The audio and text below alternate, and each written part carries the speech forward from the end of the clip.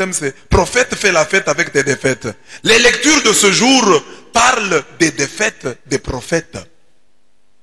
Dans la première lecture, Dieu dit au prophète Ézéchiel, je t'envoie vers cette race de têtes dures et de cœurs obstinés pour que tu leur dises, voici la parole de Yahweh.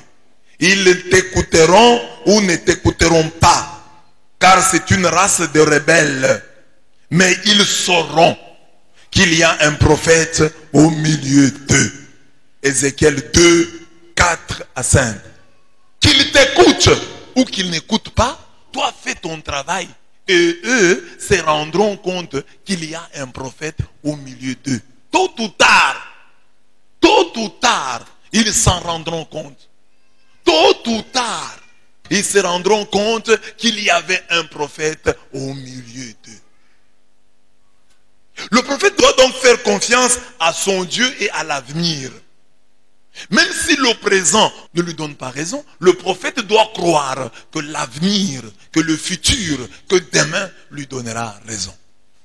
C'est Dieu qui dit à Ézéchiel qu'il t'écoute ou qu'il ne t'écoute pas. Bon, fais ton boulot, fais ta part, joue ta partition. Prophète, homme de Dieu, prêtre, pasteur, chrétien, toi qui témoignes, toi qui interpelles les autres, joue ta partition, joue ton rôle.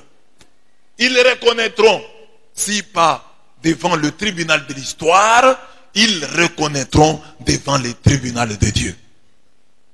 Le prophète de Dieu, malgré son onction, peut donc ne pas être écouté. Il peut échouer. Ce sont des choses que nous ne mettons pas en tête. Ah, si tu avais le Saint-Esprit, tu allais réussir. Mais celui-ci, c'est Dieu qui l'envoie. Et Dieu le prévient. Je t'envoie, mais je te préviens que ta réussite ne sera pas totale. Positivement, ta défaite ne sera pas totale. C'est ça la joie du prophète. Que, même si mes réussites ne sont pas totales, mes défaites ne le sont pas non plus. Dans la deuxième lecture, Paul avoue ceci. Il a été mis une écharde dans ma chair. Un ange de Satan chargé de me frapper.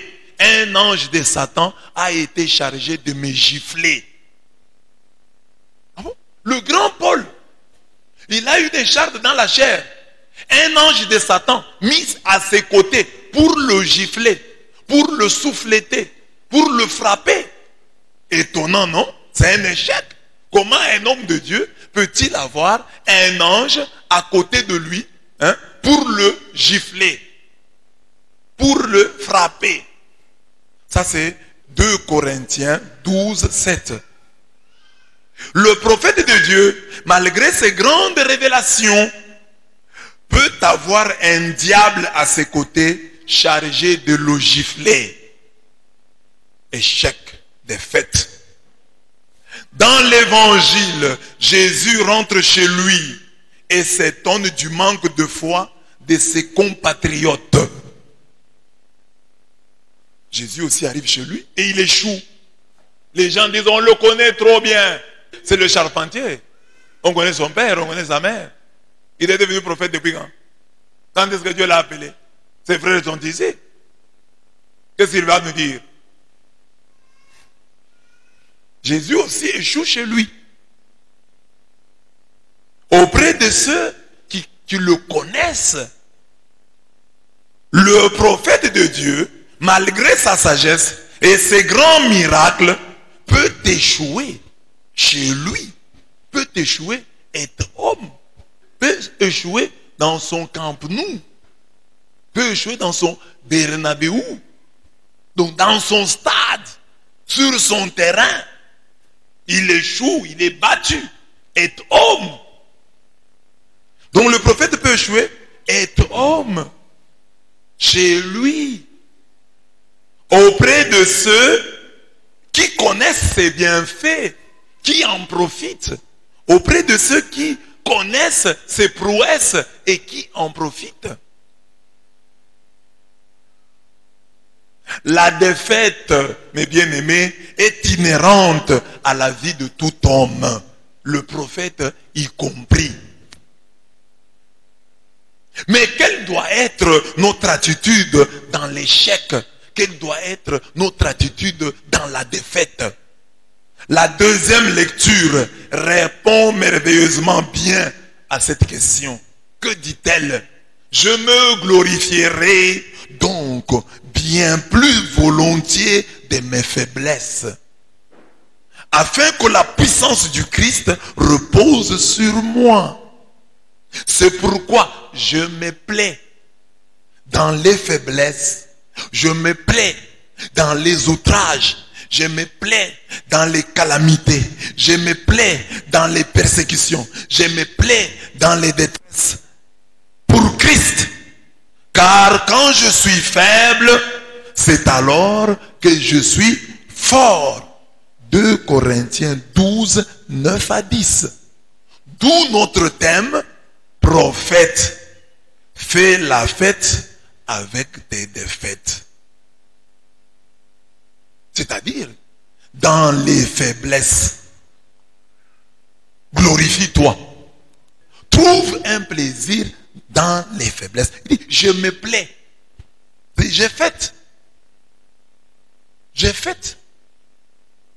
Avec mes faiblesses, pour mes faiblesses, pour mes outrages, pour les outrages que je reçois, pour les calamités qui sont dans ma vie, pour les persécutions dont je suis victime. Je me plais, je me glorifie. C'est ça. Prophète, fais la fête avec tes défaites. Cet enseignement est devant la réalité de l'échec, devant la réalité de la défaite, une invitation à l'autodérision. Donc on nous invite à l'autodérision, à nous moquer de nous-mêmes, à savoir rire de soi-même, à savoir rire de ses échecs. Et c'est bon pour la santé. Quelqu'un qui est incapable de rire de ses échecs est un futur malade mental. S'il ne l'est pas encore, demande à ton voisin, sais-tu rire de tes échecs? Ils n'ont pas de sujet tabou. Non, je ne peux pas rire. J'ai ri de ça. Vous savez, les gens qui n'ont pas pris l'autodérision, quand ils tombent malades, ils refusent d'aller voir le médecin. Oh, pour que le médecin puisse me voir. Ah, le médecin va me voir. Mais tu vas mourir. Laisse que le médecin te voie, il va oublier. Médecin, tous ces gens que vous avez vus là, vous avez photographié.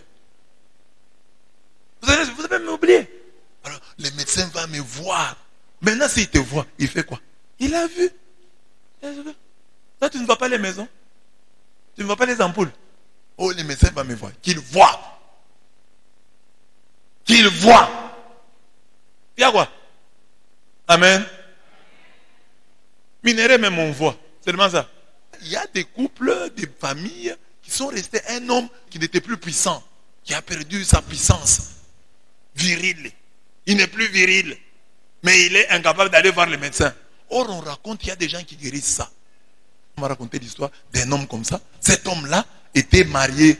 Alors tout d'un coup, il a perdu sa virilité. Alors, en perdant sa virilité, bon, il est resté comme ça 6 ans. Mais on l'a soigné traditionnellement. Il a repris. 6 ans après. Mais il a accepté qu'on le soigne. Et c'est une maman qui le soignait. Lui est un homme. Et la maman réussit à soigner l'homme. L'homme a recouvré sa virilité. Mais pour faire ça, il faut avoir le sens de l'humour. On peut rire de tout. Est-ce qu'on peut rire de Dieu? Oui. Même de Dieu, à un certain moment, on rit, non? Je prêche ici, mais je fais des blagues. On rit parfois, on rit souvent. Il ne faut pas trop prendre au sérieux, parce que si on se prend trop au sérieux, tu vas devenir fou. La vie est tellement compliquée que si tu ajoutes encore trop de sérieux, tu vas éclater. Donc l'enseignement d'aujourd'hui dit, ah, prophète, Toi qui es un homme de Dieu, fais la fête avec tes défaites. C'est-à-dire, ris de tes défaites. J'ai échoué. Ah, moi, en tout cas, jusqu'aujourd'hui, je n'ai pas eu de travail. Je sais pas. Pourtant, j'ai bien étudié. Je n'ai pas de travail. Ris de ça. Ris de ton chômage. Ris de ton célibat. Je ne pas de mariage. Ris. Si tu veux devenir fou demain, prends-toi au sérieux. Si tu veux devenir fou, dans le plus bref délai, prends-toi trop au sérieux. Je t'assure que c'est de la folie rassurée, sûre et certaine. Mais aie le sens de l'humour. Ris de toi-même. Banalise les choses. Non, tout en étant sérieux. Mais banalise ce qu'il y a à banaliser. Surtout de toi-même. C'est arrivé, c'est arrivé. Je suis de petite taille. On peut en rire. Je ne suis pas fort en mathématiques. On peut en rire. Mon papa est mort. On peut en rire. Ma maman est morte. On peut en rire. L'autodérision, la résilience, la capacité à triompher des traumatismes. Que ce qui a traumatisé les autres ne te traumatise pas. Fortifie-toi. Prophète, fortifie-toi. C'est arrivé, c'est arrivé. Et c'est ça la force que nous avons, nous les Africains. À force d'être passés par des souffrances, nous sommes forts maintenant. Je peux comparer parce que j'étais en Europe. Je peux comparer parce que chaque jour que je reçois des appels, quand je reçois l'appel d'un chrétien d'Afrique et l'appel d'un chrétien d'Occident, c'est différent. Nous, la souffrance nous a rendus forts. Nous ne pleurons plus pour des riens. Si tu vois un Africain pleurer, c'est que c'est sérieux. Bon, les vrais, hein, parce qu'il y en a ici aussi qui sont. Mais en général, les Africains sont forts. C'est pas facile de les blesser. Hein. C'est difficile de les blesser. Parce qu'eux-mêmes déjà sont habitués à se donner des coups. Ils rient de leur nez. Ils rient de leurs oreilles. Ils rient de leur taille. Ils rient de leur volume. Ils rient de tout. Ils n'ont pas de sujets tabous. Vous avez vu par exemple les deuils de Nelson Mandela. Hein? C'était comme une fête. Amen. Prophète, fais la fête avec tes défaites. Dis à ton voisin. Répète le thème à ton voisin. Prophète, fais la fête avec tes défaites. Dis-lui autodérision. C'est-à-dire auto, soi-même, dérision. Un rire. Rire sur soi-même, autodérision. C'est ça le système des jeux de notre paroisse, de notre vie, de notre foi. Autodérision. Autodérision. Jésus le fait. Hein? Jésus arrive dans un village de Samaritains. Les Samaritains ne le reçoivent pas. Jacques et Jean lui disent, Seigneur, demandons pour que ces gens soient frappés par la foudre. Jésus dit, non, vous ne savez pas ce que vous demandez. Par la foudre, pourquoi? Parce qu'ils ne m'ont pas reçu. Non, non, non, laissez-les. Jésus a lui-même banalisé. Ils ne m'ont pas reçu, c'est pas grave. Ce n'est pas la fin du monde. Laissez-les. N'appelez pas sur eux la foudre. Parce qu'ils n'ont pas reçu, parce qu'ils ne m'ont pas accueilli. C'est ça. Oh, les Samaritains ne t'ont pas accueilli. Hein? Que la foudre tombe sur eux. Jésus dit pas question. Banalise. C'est un bel entraînement pour l'avenir. Autodérision, résilience. Sens de l'humour. Je vais te donner mon témoignage. Donc je suis un jeune. Je suis du Kasaï. Je suis né à Lubumbashi. Alors vous imaginez donc, d'abord je suis Kassaïen. Kasaï Mouteke. 2. On me donne en famille un drôle de poste-nom. Ndundumuna. Je me retrouve donc au Katanga avec un poste-nom Ndundumuna. À l'école, on s'est moqué des noms. Et puis, j'ai mes oreilles ici. Et quatrièmement, je ne suis pas intelligent. Hein? Première, deuxième, troisième, quatrième, je n'étais pas intelligent. Parce que je venais d'une école d'un niveau bas. Et maintenant, j'entrais au collège à Saint-Boniface, à Kitumaini. J'entrais à Tchem, école primaire. Tchem, j'entrais là-bas. Saint-Boniface. Moi, je venais d'une école du camp militaire, camp Vang. On n'étudiait pas bien. Alors j'arrive là. Donc j'échoue. On me met dans la rangée des cancres. Je suis dans la rangée des cancres. J'ai mes oreilles ici. J'ai un nom compliqué, Ndundumun. Et je suis du Kassai. Mais j'ai riais de tout ça. Les gens qui voulaient me faire du mal en se moquant de mon nom, moi je le vantais. Moi j'ai mis même un Z dans mon nom pour le compliquer encore davantage. Zundumun, Zundumun. Même aujourd'hui c'est resté sur mon diplôme. Hein. Il y a un Z à l'intérieur. Et je disais aux gens, mes oreilles ne sont pas des oreilles, ce sont des antennes paraboliques. À l'époque. Et personne n'en a profité pour se moquer de moi. Parce que tu viens, tu trouves quelqu'un qui lui-même rit de ses défauts. Tu vas lui dire quoi? Moi-même j'en ris. J'en ris, j'en ris. Alors tu vas me dire quoi? Moi-même j'ai fait des commentaires sur mes oreilles. Et puis en grandissant, j'ai découvert que les grands hommes avaient toujours des grandes oreilles. Regardez dans la vie, vous verrez que les grands hommes ont toujours des grandes oreilles.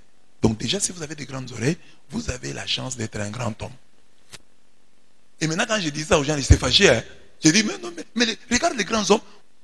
Beaucoup de gens, les oreilles de Bouddha. Bouddha, quand on dessine Bouddha, c'est avec des grandes oreilles. Alors j'ai commencé à dire ça aux gens. Les gens comme ça, c'est dangereux là. Commençaient à parler de ses oreilles, ils risquent de devenir grands. Alors ils n'en parlaient plus. Parce que moi-même je disais que tous les grands ont des grandes oreilles. Vous avez déjà vu ça? Bon, on n'en parle plus. J'ai gagné. Mais j'étais petit. Ma défaite là, j'en ai fait une fête. Et vous comprenez pourquoi je suis prophète? Parce que de mes défaites, Dieu m'a donné tout petit déjà de faire ma fête. Hein? Il y a des gens qui ont des problèmes. Hein? Qui ne savent même pas rire de leur appartenance à une tribu, qui ont honte de dire leur tribu. Dis aux gens, je suis de telle tribu. Chez nous, c'est comme ça. Chante dans ta tribu. Danse dans ta tribu. N'aie pas honte. Ce n'est pas toi qui as voulu être de cette tribu-là. Ris de ta tribu. Je suis de là. Je ne peux pas faire autrement. Mais les gens qui cachent leur tribu sont des candidats à la folie et à d'autres maladies psychiques. Ton nom c'est Ngalula. Dis aux gens, je m'appelle Ngalula. Et fais un effort pour que les autres prononcent comme on prononce dans ta langue. Un blanc, si tu prononces mal, tu écorches son nom. Il n'est pas content. Un Américain même. Mais il n'y a que les gens complexés là qui sont contents quand on écorche leur nom. On prononce mal, toi tu acceptes. Oh, on a prononcé ça en français. On a un peu francisé mon nom. Kasengela Mukala. Oui, merci. Non. Kasengela. Kamwanya. Kamwanya. Autodérision. Sens de l'humour. Ah, il n'y a pas que ça. Hein? Donc j'ai dit, l'enseignement d'aujourd'hui va nous amener à cela. Et déjà, il nous amène à cela. Que je sache rire de mes échecs. Que je sache rire de mes défaites. Ça m'aide, c'est bon pour la santé. Que je sache rire de mes maladies. Oh, je suis malade, en tout cas, nous les malades. Que je sache rire de mon handicap. Et ça m'a beaucoup instruit. Hein. J'étais à Chiléen, vicaire, et j'allais dire la messe au centre pour handicapés. C'est là que j'ai découvert que les handicapés entre eux, ils avaient aussi appris spontanément de l'autodérision. Ils se moquaient les uns des autres. Et nous tous, nous avons l'expérience que lorsqu'on te donne un surnom, si tu l'acceptes, il ne va pas durer. Les surnoms qui durent, qui perdurent, sont ceux-là que nous refusons. Quand tu refuses, tu te fâches, les gens seront stimulés à te les donner, à insister, à t'énerver avec. Tu seras leur souffre-douleur. Amen. Autodérision. Apprends à rire au travail. Qu'on te donne un nom, ris. Découvre même le surnom qu'on t'a donné. Ah, c'est comme ça que vous m'appelez. Ris. C'est fini, le surnom va disparaître. Mais quand tu te fâches, c'est une école de la vie. C'est ça la vie. Dans la vie, on te donnera des noms. Alors, si tu l'as déjà appris tout petit à surmonter cela, mais tu seras fort. Une fois grand. Tu surmonteras. Oh, les voisins ont dit ceci. Oh, tel a dit que tu es comme ça. Moi, je le sais déjà. Je me mire chaque jour. Je sais que je suis de teint noir. J'ai un gros nez. J'ai des lèvres généreuses. Je le sais. Je n'ai pas besoin que quelqu'un me le dise. avant que tu ne me le dises, moi-même je t'ai dit, j'ai dit, si tu m'injuries les lèvres, après les lèvres, quoi encore? C'est fini. Tu vas t'arrêter là-bas. Comme je vous ai donné l'exemple de mon ami là. Il pensait pouvoir me faire souffrir. Faire de moi, être mon bourreau et faire de moi son souffre-douleur. Mais, quand il a remarqué que j'étais intelligent, il a changé. Donc, dans la vie, utilise les autres atouts que tu as. Et c'est ça que Dieu a donné aux hommes pour l'équilibre. Dieu ne peut pas tout te donner. C'est pour équilibrer. Parce que si Dieu te donne tout, tu seras orgueilleux. Alors Dieu te donne ceci et te prive de cela. Pour que tu sois humble. Je vais en parler lorsque je vais parler de l'écharpe dans la chair. Donc Dieu, c'est ça qu'il fait. Alors, maintenant comment faire?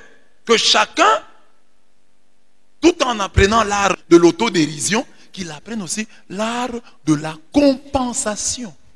Quand j'ai un défaut, je dois trouver des vertus, des atouts qui compensent mon défaut.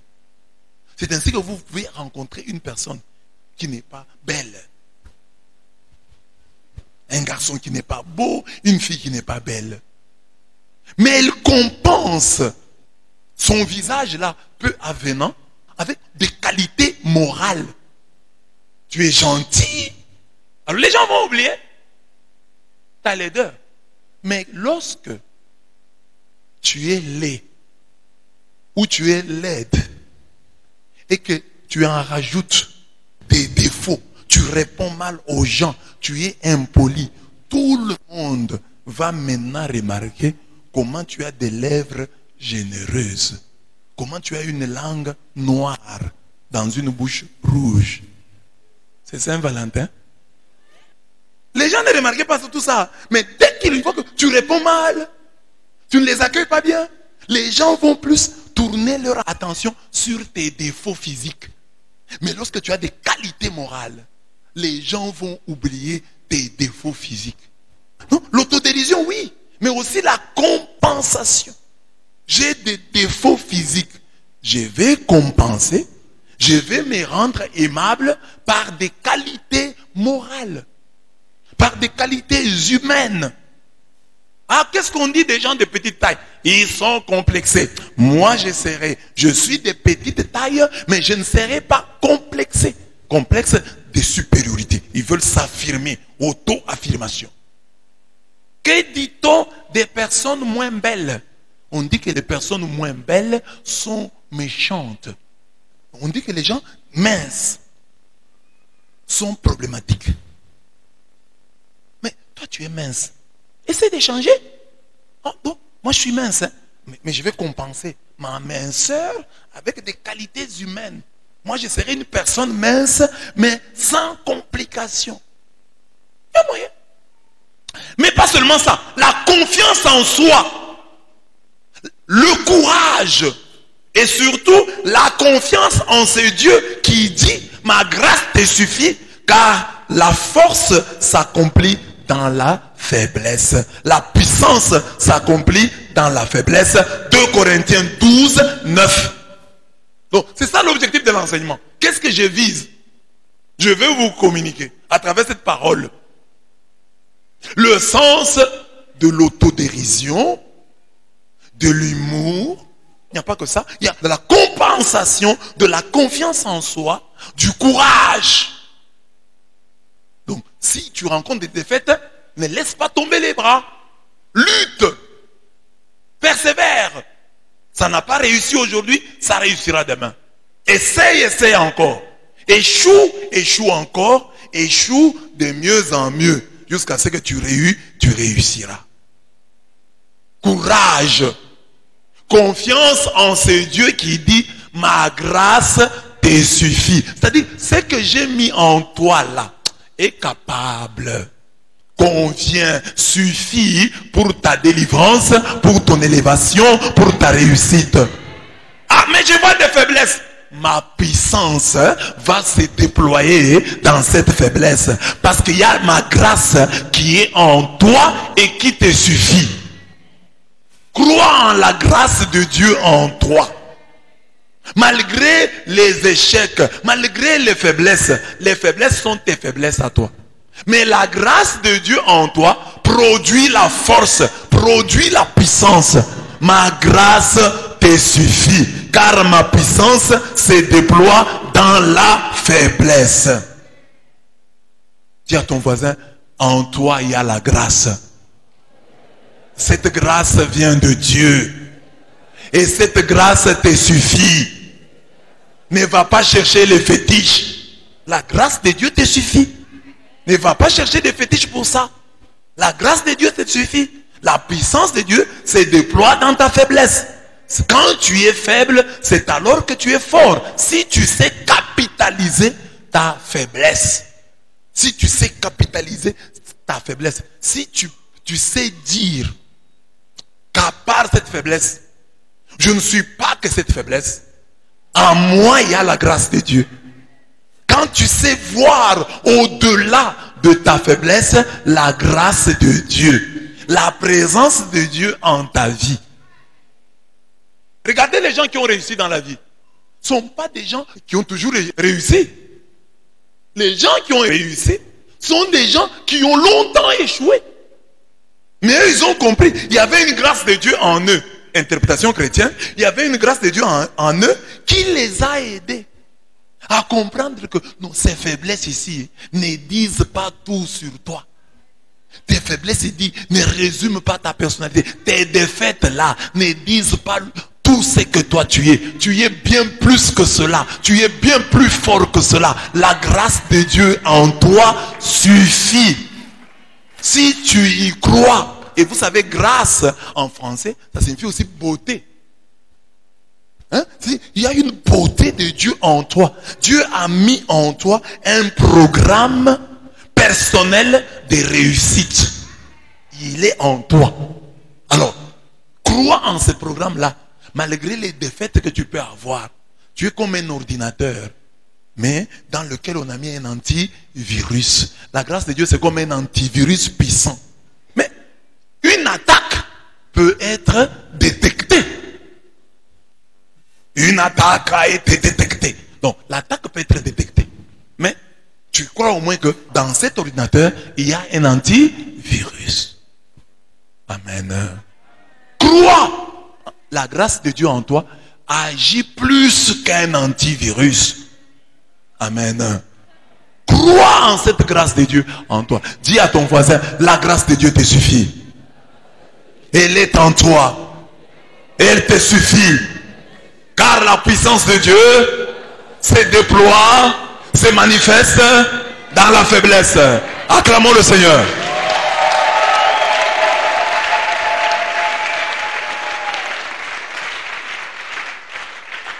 La faiblesse c'est quoi? La faiblesse c'est, j'ai des défauts physiques. Je suis un handicapé. Je ne suis pas fort en ceci. Je suis faible en cela. Oh, je n'ai pas l'argent. Oh, je n'ai pas telle qualité. Oh, je n'ai pas tel diplôme. Tout ça c'est la faiblesse. Mais on dit, si tu crois en la grâce de Dieu, la puissance de Dieu qui vient de cette grâce-là se déploiera dans cette faiblesse. C'est ainsi que quand vous regardez dans le monde, les personnes qui ont réussi ne sont pas les personnes les plus intelligentes. Ce ne sont pas les personnes les plus intelligentes qui ont réussi. Ce ne sont pas les femmes les plus belles qui ont les plus beaux mariages. Ce ne sont pas les hommes les plus beaux qui ont les plus belles femmes. La grâce suffit. La puissance de Dieu se déploie dans la faiblesse. Vous êtes là, vous avez les témoignages. Vous avez étudié avec des étudiants brillants, des élèves brillants aux humanités. Des gens qui vous faisaient des 90%, 95%. Oh, c'est un garçon intelligent. Mais, vous le rencontrez aujourd'hui. Vous qui réussissiez par césarienne, vous vous retrouvez en train de travailler déjà. Vous vous êtes retrouvés dans la vie. Mais votre ami intelligent là est resté seulement intelligent. Il connaît les maths. Il sait résoudre des questions difficiles. Mais il ne réussit pas dans la vie. Un véritable loser. Ma grâce te suffit. Ma puissance se déploie dans la faiblesse. Accepte cette parole. Accepte cette parole. Alors l'intérêt se fait abattre par les faiblesses. Oh, je suis faible, je ne fais plus. Non.